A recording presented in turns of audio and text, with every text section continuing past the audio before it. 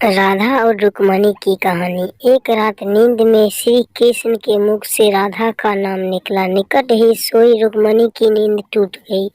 उसका चित्त अशांत हो गया। सारी रात वह करवट बदलते रही। सुबह सवेरे श्री कृष्ण की नींद खुलते ही रुक्मणी ने पूछा, प्रणाम नाथ, ऐसा क्या है?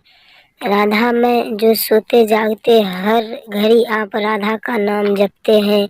श्री कृष्ण मुस्कुराए, बोले, जानना चाहती हो प्रिय? रुक्मणी ने हामी भरी, एक परीक्षा देनी होगी तुम्हें, कहो तैयार हो? श्री कृष्ण ने पूछा। रुक्मणी तैयार हो गई। श्री कृष्ण रुक्मणी को लेकर यमुना तट की ओर चल पड़े। राधा को भी संदेश भिजवा दिया गया। जब तीनों यमुना तट पर पहुंचे तब श्री कृष्ण ने अपना एक केस तोड़ा और उसके द्वारा यमुना के इस पार से लेकर उस पार तक एक महीने पुल बना दिया।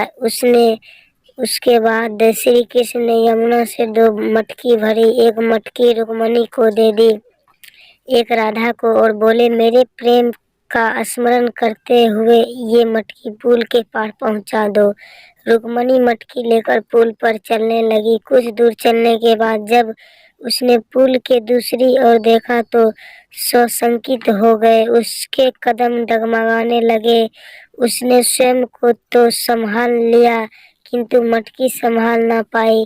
वह किसी तरह पुल तो पार कर गई पर मटकी यमुना में गिर गई। जब राधा की बारी आई तो मटकी लेकर बड़ी सहजता से वो पुल पार कर गई। यह देखकर रुक्मणी चकित हुई।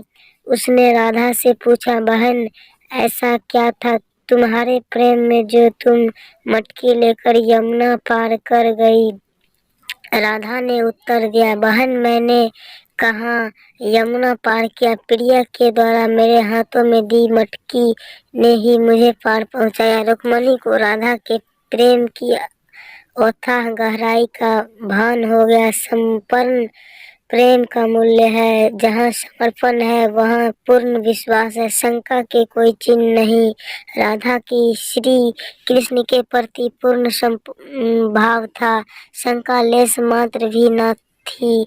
विश्वास था कि प्रिय ने हाथ में मटकी दी है तो पार भी पहुंचाएगा। तो दोस्तों, कैसा लगा कहानी? अगर अच्छा लगा होगा तो प्लीज़ हमारे चैनल को सब्सक्राइब कर लें।